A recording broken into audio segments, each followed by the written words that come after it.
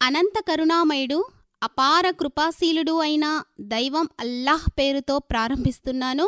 శ్రోతలందరికీ అస్సలాము అలైకుం వరహ్మతుల్లాహి వబరకాతుహు. దైవం యొక్క శాంతి, శుభాలు, కరుణా కటాక్షాలు మన అందరి జీవితాలపై కురియుగాక. బక్రీదు పండుగ త్యాగానికి నిర్వచనం. ముస్లింల ప్రముఖమైన 2 పండగలలో ఈదుల్ అజ్హా ఒకటి. దీనినే బక్రీద్ పండుగ అని కూడా అంటారు. బకరా అంటే అరబ్బీ భాషలో పశువు అని అర్థం. ఈ పండుగ ఇస్లామియా క్యాలెండర్లోని ఆఖరి నెల అయిన జిల్హజ్ 10వ రోజున జరుపుకుంటారు. ఈ పండుగ ఒక మహనీయుని త్యాగానికి గుర్తు. ఆయన పేరు దైవ ప్రవక్త ఇబ్రహీం అలైహిస్సలాం. దేవుని గొప్ప ప్రవక్తలలో ఒకరు. ఈయనను ప్రవక్తల తండ్రిగా పేర్కొంటారు. ప్రవక్త హజ్రత్ ఇబ్రాహీం అలైహిస్సలాం దైవాజ్ఞ శిరస వహించడానికి పూర్తిగా సిద్ధమై తన కుమారుని తన చేతులతోనే త్యాగం చేయబోయిన సందర్భాన్ని గుర్తు చేసుకుంటూ జరుపుకునే పండుగ ఇది. జిల్హజ్ 10వ తారీఖున ప్రతి ముస్లిం ఒక జంతువును అల్లాహ్ నామముతో ఖుర్బానీ చేసి ఏ విధంగానైతే దైవ ప్రవక్త హజ్రత్ ఇబ్రాహీం అలైహిస్సలాం తన సర్వస్వాన్ని అల్లాహ్ మార్గంలో త్యాగం చెయ్యడానికి సిద్ధమయ్యారో అదేవిధంగా మేము కూడా సర్వస్వం త్యాగం చెయ్యడానికి సిద్ధంగా ఉన్నాము అనే సంకల్పాన్ని ప్రదర్శిస్తారు ముస్లింలు. ఇస్లాంలో ఖుర్బానీ అనేది ఒక ఆరాధన. నేటికి 4500 సంవత్సరాలకు పూర్వం హజ్రత్ ఇబ్రాహీం అలైహిస్సలాం ద్వారా స్థాపించబడిన ఆచారాన్ని మొత్తం ముస్లిం జగత్తు ఈదుల్ అజ్హా నాడు జంతువులను అల్లాహ్ మార్గంలో జిబా చేస్తారు.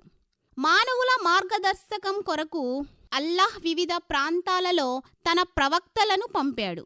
మొట్టమొదటి ప్రవక్త హజ్రత్ ఆదం అలైహిస్సలాం వారి నుండే మానవ జాతి ప్రారంభం అయింది. ఒక జాతి ప్రగతి వికాసాలు, ఉత్థాన పతనాలు ఆ జాతి ప్రజల త్యాగాల మీదే ఆధారపడతాయి. ఏ జాతిలోనైనా త్యాగస్ఫూర్తి లేకపోతే ఆ జాతి ఉన్నతి కలగానే మిగిలిపోతుంది. త్యాగ నిరతితో ముందుకు వెళ్ళిన జాతి మాత్రమే చిరస్మరణీయంగా నిలిచిపోతుంది. దైవ దాసులలో, విశ్వాసులలో త్యాగస్ఫూర్తిని రగిల్చేందుకు, త్యాగ భావనను పురికొల్పేందుకు ఈదుల్ అజ్హా అంటే బక్రీదు పండుగ గొప్ప పాత్ర పోషిస్తుంది. ఇది కేవలం మహనీయ దైవ ప్రవక్త ఇబ్రాహీం అలైహిస్సలాం వారి త్యాగ నిరతిని మాత్రమే బోధించదు, అల్లాహ్ మార్గంలో అనన్య సామాన్యమైన త్యాగ స్ఫూర్తిని బోధిస్తుంది. నిజమైన యోధుడు తనకు తాను అల్లాహ్ మార్గంలో ప్రాణాలర్పించడం గొప్ప సౌభాగ్యంగా భావిస్తాడు. కానీ ప్రాణానికి ప్రాణంగా భావించే వాటిని అల్లాహ్ మార్గంలో పరిత్యాగం చెయ్యడానికి సిద్ధపడడం రాబోయే తరాలకు ఆదర్శనీయం. త్యాగానికి దీనికి మించిన ఉదాహరణ మరెక్కడా కనిపించదు. ఇలాంటి వారు తమ గమ్యస్థానాలను అలవోకగా చేరుకుంటారు. ఇలాంటి త్యాగధనులకు విజయం పాదాక్రాంతమవుతుంది. దైవం ఈ లోకంలోని సకల జీవరాశుల్లోనూ త్యాగమనే గుణాన్ని ఉంచాడు. జంతువులు తమ జంతుజాతి కోసం త్యాగాలు చేస్తాయి. మూగ జీవాల్లో అసూయ, ద్వేషాలు తక్కువ. మనుషులు మాత్రం పరస్పరం శత్రుభావంతో, ఈర్ష్యా ద్వేషాలతో రగిలిపోతూ ఉంటారు. ఖుర్బానీ పండుగగా జరుపుకునే ఈదుల్ అజ్హా బక్రీదు పండుగ సందేశమేమిటంటే అల్లాహ్కు దగ్గరవ్వడం, హజ్ ద్వారా ముస్లింల సమైక్యతను తెలపడం. ఇదే ఖుర్బానీ పండుగ పరమార్థం. ఖుర్బానీ అంటే సమీపం, త్యాగం అనే అర్థాలు చెబుతుంది నిఘంటువు. ఈ సమీప్యత, త్యాగం అల్లాహ్ మార్గంలో చేసే కృషికి నిదర్శనం. దీన్ని ఉల్లంఘించడం అల్లాహ్ ఆదేశాలను ధిక్కరించడమే. పండుగ రోజు చేసే ఖుర్బానీ అంటే కేవలం పశువును బలివ్వడమే కాదు, అల్లాహ్ మార్గంలో మన సర్వస్వాన్ని సమర్పించుకోవడం, త్యాగం చెయ్యడం, మనలోని చెడును త్యజించి మంచిని మనలో స్థాపించడం. ముస్లింలు ఏటా జరుపుకునే బక్రీదు పండుగను హజ్రత్ ఇబ్రాహీం అలైహిస్సలాం త్యాగాలను స్మరించుకుంటూ అల్లాహ్కు జంతువును ఖుర్బానీ ఇచ్చి జరుపుకుంటారు. అల్లాహ్ పట్ల ప్రేమను వ్యక్తపరిచే రోజు ఇది. మన శక్తి సంపదలకు, ప్రాణాలకు ఒకే ఒక్కడైన అల్లాహ్యే స్వామి, ప్రభువు, యజమాని అని రుజువు చేసే రోజు. ఈ లోకంలో మనల్ని పుట్టించింది కేవలం ఆయన ఆజ్ఞలను, ఆదేశాలకనుగుణంగా జీవించేందుకేనని నమ్మాలి. ఈ ప్రాపంచిక జీవితం స్వల్పకాలికమే. ఇక్కడ చేసే ప్రతి పనికి ప్రళయం రోజున లెక్క చెప్పాలనే స్పృహ మన ఆచరణలో ప్రతిబింబించాలి. ఇస్లాం చరిత్ర పుటల్ని తిరగేసి చూస్తే అల్లాహ్ ప్రసన్నత, ప్రీతి కోసం అనన్య సామాన్య త్యాగాలు మన ముందు కదలాడుతాయి. ఇస్లాం జీవితంలోని అన్ని దశల్లోనూ, అన్ని రంగాల్లోనూ ముస్లింల నుండి త్యాగ నిరతిని కోరుతుంది. దీనికి మచ్చు తునకగా ఖుర్ఆన్ గ్రంథంలో అల్లాహ్ దైవ ప్రవక్త హజ్రత్ ఇబ్రాహీం అలైహిస్సలాం వారి త్యాగాలను ప్రస్తావించాడు. హజ్రత్ ఇబ్రాహీం అలైహిస్సలాం తనకు లేక కలిగిన గారాల కుమారుడిని అల్లాహ్ మార్గంలో అర్పించడానికి ఆ బాలుడి మెడపై కత్తి పెట్టారు.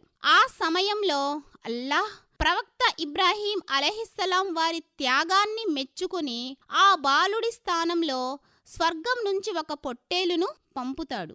అందుకే ఏటా ముస్లింలు దైవ ప్రవక్త హజ్రత్ ఇబ్రాహీం అలైహిస్సలాం వారి త్యాగాన్ని స్మరించుకుంటూ బక్రీద్ పండుగను జరుపుకుంటారు. ఆర్థిక స్తోమత కలిగిన ముస్లింలు కాబా గృహాన్ని సందర్శించి హజ్ నిర్వర్తించి ఖుర్బానీ ఇస్తారు.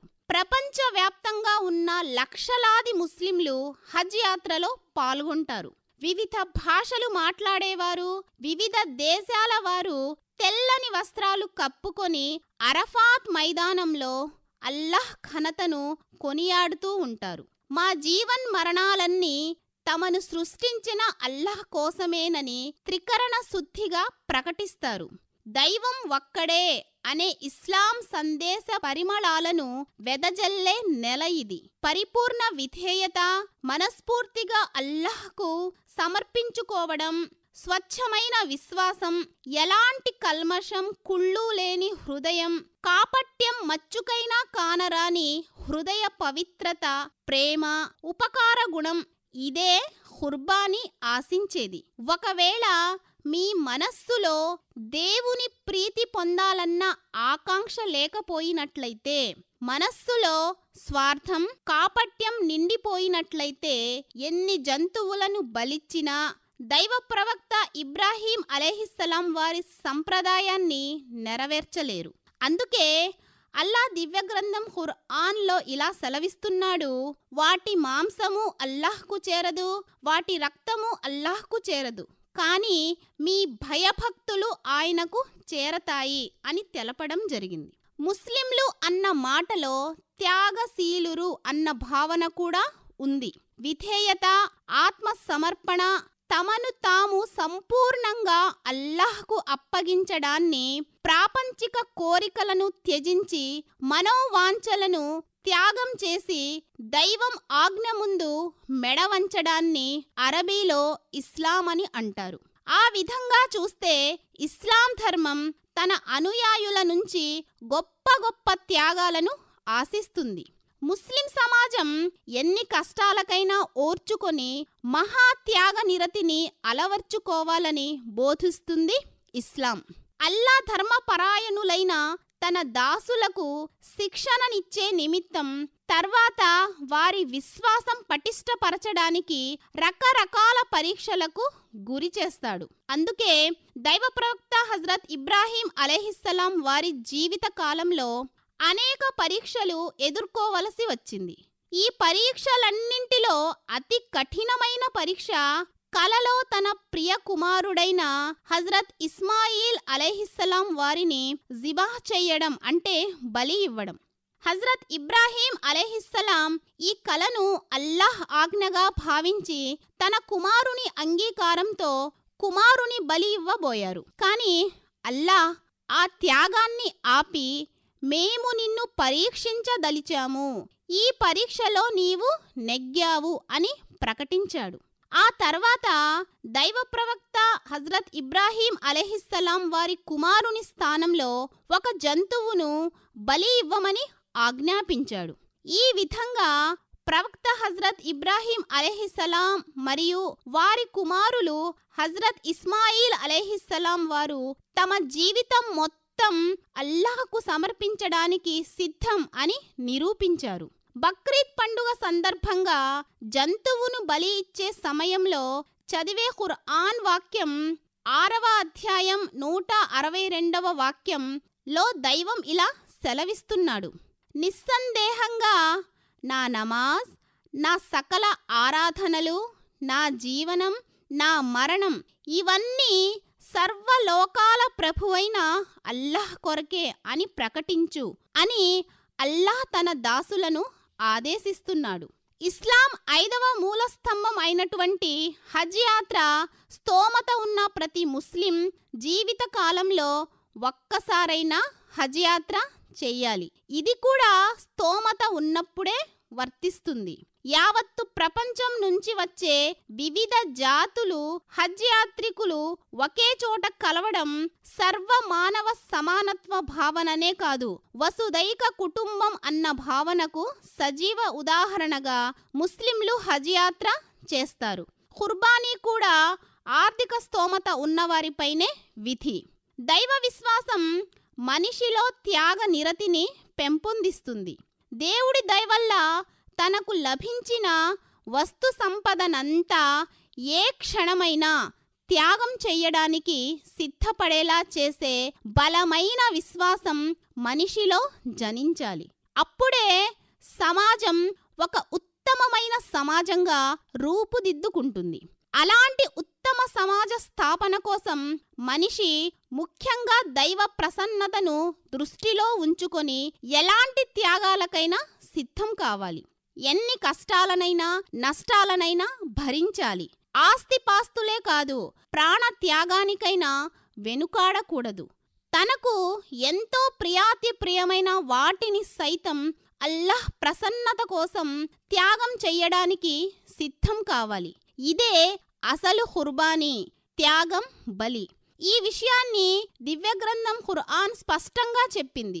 దివ్యగ్రంథం ఖుర్ఆన్ 3వ అధ్యాయం 92వ వాక్యంలో, మీరు అమితంగా ప్రేమించే వస్తువుల్ని అల్లాహ్ మార్గంలో ఖర్చు పెట్టనంత వరకు మీరు పుణ్యస్థాయికి చేరుకోలేరు అని చెప్పడం జరిగింది. ఖుర్బానీ అనే ఆరాధన మానవునికి, మానవుడిని సృష్టించిన ప్రభువుకు మధ్య సామీప్యాన్ని సమకూర్చే ఒక మాధ్యమమని గుర్తించుకోవాలి. ఈ ధర్మ పరాయణత, ఈ దైవభీతి ఇస్లాం తన అనుయాయులలో కలిగించగోరుతుంది. ఈ త్యాగాల పండుగ స్ఫూర్తిని మన జీవితాలలో రంగరించుకొని సర్వమానవాళి శ్రేయస్సును, మంచిని కాంక్షిస్తూ అందరూ సంతోషాలను కోరుకుంటూ సమాజం, దేశం, యావత్ మానవాళి క్షేమంగా ఉండాలని కోరుకుంటూ దైవభీతి, దైవ ప్రీతి మన మనస్సులలో జనించాలని ఆ సృష్టికర్తను వేడుకుందాం. ఆమీన్.